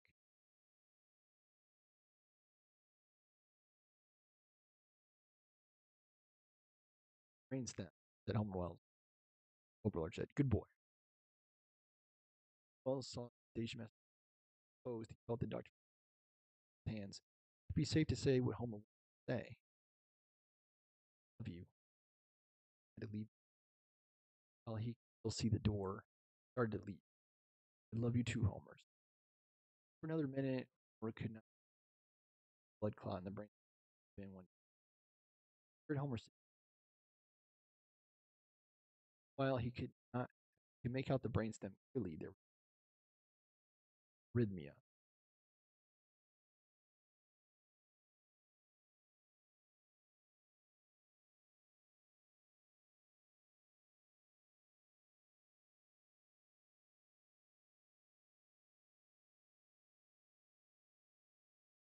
Then he added, if you're now speaking, Homer Wells. Dr. Large put his instruments aside. He gripped the operating table for a long time. Outside, Homer Wells stuck his bag in the Cadillac's trunk, smiled at Candy in the back seat, helped Wally raise the convertible top. It would be dark soon, and especially cold for Candy in the back seat if they left the top down. You in 2 days, Nurse Edna said to Homer too loudly. 2 days, Homer repeated too quietly. He pecked his cheek. He patted her arm. Nurse Edna then turned and trotted to the hospital entrance. Both Candy and Wally appeared impressed that the woman could move so quickly. She was inside the hospital. Nurse Edna went directly to the dispensary and threw herself on the bed. She had a soft heart. She had a strong stomach. It hardly mattered to her that the station master's body had spent much of the day on the bed, or that the mud from his boots had soiled up the top sheet. Larch was still gripping the operating table when he heard the station master's assistant scream. There was just one scream, followed by a prolonged series of whimpers. Homer and Candy and Wally never heard that scream. Wally had already started the car. The assistant had waited the longest time before forcing himself out of the deep low chair. He had not wanted to look more closely at the contents of the white enameled examining tray. The little fingers had beckoned to him. He had felt himself drawn to the tray, where a full and close-up view of the opened-up fetus had caused him, like Curly Day, to wet his pants. He screamed when he discovered that his legs wouldn't move. The only way he could have managed to leave Nurse Angela's office was on all fours. He went whimpering down the hall like a beaten dog. Dr. Large blocked his way at the operating door. What is the matter with you? Larch asked the assistant scathingly. Brought you all his catalogs. The station master's assistant managed to stay well still on all fours. Catalogs? Said, evident with evident distaste. Stand up, man. What's wrong with you? Seized the quaking assistant under his armpits and drew him trembling to his feet. I just wanted to view the body, the assistant protested weakly. Oberlard shrugged. What is this fascination the world has with death? I wondered, but he stepped aside, ushering the assistant into the operating room. For the station master, with his heart and his brain stem very well exposed, was instantly sudden change in the heart's rhythm, Wilbur Larch explained. Something frightened him. Not hard for the assistant to imagine being frightened to death, although he thought that the station master appeared to have been run over by a train, or else had fallen victim to the same evil responsible for the hideous baby upon the typewriter. Thank you, whispered Dr. Larch, then ran as fast down the hall. And outdoors, at the sound of his footsteps, roused Nurse Edna from her weeping. Strong crying had prevented her from hearing the assistant's screams or his whimpers. It seemed to Nurse Angela that nothing would console Curly Day, though she attempted to make herself comfortable on his narrow bed, believing she was in for a long night. Dr. Larch sat in his usual place at the typewriter, the fetus displayed by Homer Wells. Disturbed him not in the slightest. Perhaps he appreciated that Homer had felt something, had left something behind that would need attention. Busy work. Busy work? Give me busy work, thought Wilbur Larch. Before night fell, he leaned forward in his chair enough to turn on the desk lamp. Then he settled back in the chair in which he had spent so many evenings. He appeared to be waiting for someone. Not yet dark, but he could hear an owl outside, very distinctly. He knew the wild wind from the coast must have dropped. It was still light. Melanie looked out her window, saw the Cadillac pass. The passenger side of the car faced the girls' division. Melanie had no trouble recognizing Homer Wells in the passenger seat. His profile turned to her. He sat rigidly as if he were holding his breath. He was. He had seen, or worse, if he needed to speak to her in order to finalize his escape, he knew he couldn't have succeeded, saying to her that he would be back in just 2 days. Melanie knew what a lie was, what a promise was. She knew the instant that a promise was broken. She saw a flash of the beautiful girl with the long.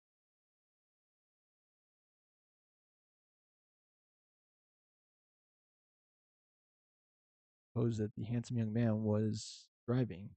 He had a longer, better look at the profile of Homer Wells. Ooh, gonna get jealous.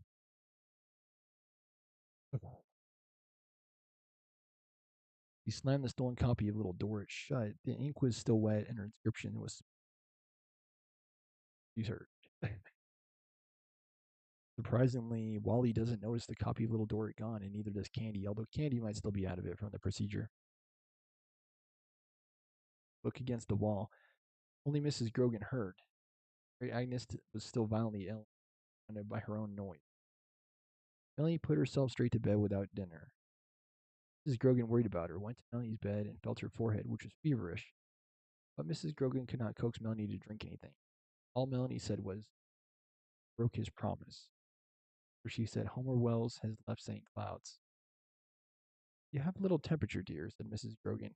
When Homer Wells didn't come read Jane Eyre aloud that evening, Mrs. Grogan started paying closer attention. She allowed Melanie to read to the girls that evening. Melanie's voice was oddly flat and passionless. Melanie's reading from Jane Eyre depressed Mrs. Grogan, especially when she read this part. It is madness in all women to let a secret love kindle within them, which, if unreturned and unknown, must devour the life that feeds it. The girl didn't bat an eye, Mrs. Grogan observed. Nurse Angela had hardly any more success reading aloud to the boys' division from Dickens. The Dickensian description was too strenuous for her. She got lost in the longer passages. She had to keep going back to the beginning. Saw that the boys were losing interest. Long passages. Nurse Edna tried her best with the nightly benediction. Dr. Larch refused to leave Nurse Angela's office. He said he was listening to an owl, and he wanted to keep listening. Nurse Edna felt extremely self-conscious with the benediction. She never fully understood in the first place. She took it to be a kind of private joke between Dr. Larch and the universe. The voice was too shrill and startled these thick little smoky fields out of sleep. Produced a long, loud wail from Curly Day before Curly returned to his more steady sobbing. Good night, you princes of Maine. Two kings of England, Ursina peeped. Where's Homer? Several voices. While Nurse Angela continued to rub Curly Day between his shoulder blades in the darkness. Nurse Edna, extremely agitated by Dr. Larch's behavior, got up the nerve to march right down to Nurse Angela's office.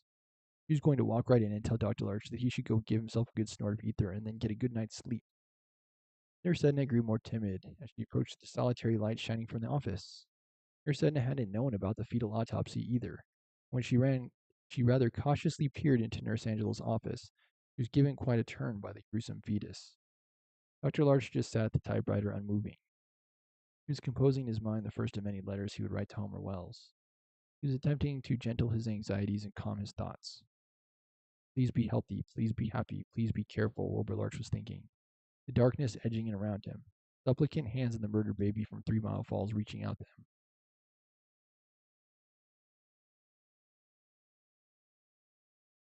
But that was it for chapter 5.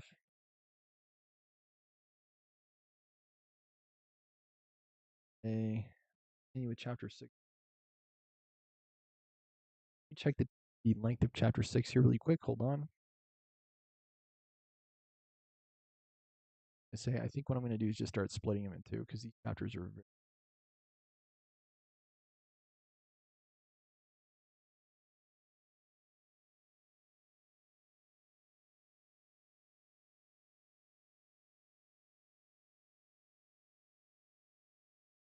next chapter, chapter 6, called Ocean View, goes from page 218 to 272. That is definitely going to be a 2-part chapter.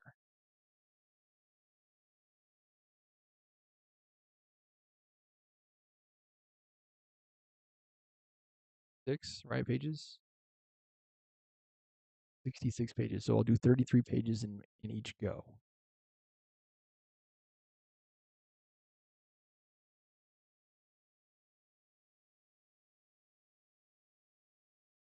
Chapter 6. Sorry, chapter 5. Chapter 5. Chapter 6 will be in the next episode, which will be, as I anticipate, next Tuesday. I was going to say exploration of the themes. Melanie is, of course, hurt that Homer left. I think her care and concern for Homer is more out of a personal longing, the longing that is shared by a lot of the orphans, right? Curly Day keeps repeatedly asking to be adopted. Not. Melanie also, for one reason or another, can't stay. She has to stay, much like Curly Day. Really, Homer Wells finally has the chance to explore outside. Very much looking forward to the new experience with Candy and Wally. And what's interesting too about this book is like the Damariscotta woman. Very interesting how Irving names and does not name other characters. You notice how the station master and the station master assistant both share this fact that neither one of them are named. Minor characters. And that is also the case for most of the women who come to St. Cloud's as well. The Damariscotta woman, she herself is not named. Minor character.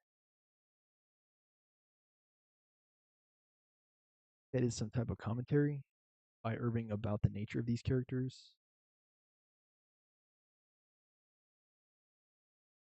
How they are marginalized, what I would say. Well,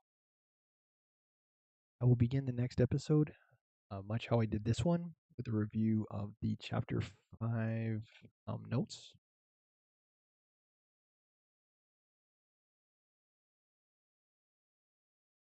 Nose itches.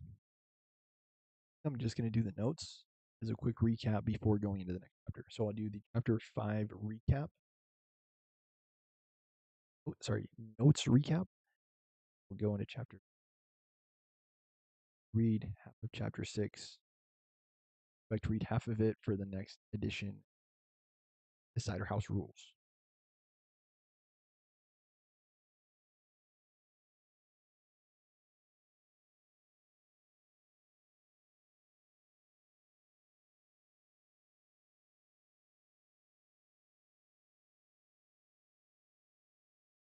quick talking. That's why I have to split these chapters up because it is just reading, reading. At the end, for all you folks on TikTok, I'll have more of an open Q&A. My YouTube is also open. So I will to facilitate a discussion around this book, kind of like a book club.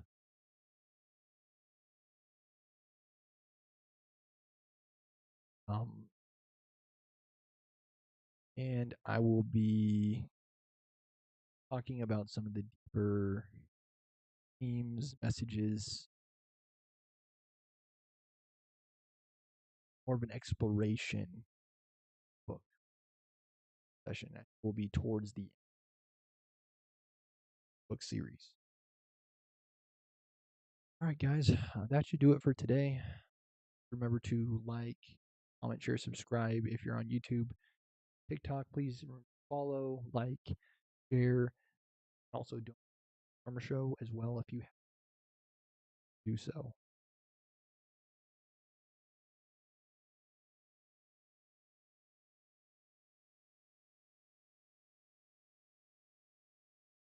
Get my name.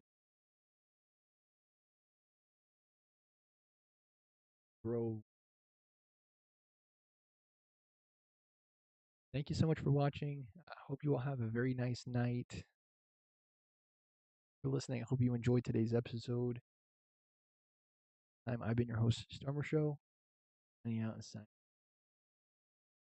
Stay dry, Storm Champions. Shelter, stay well. Joe signing out.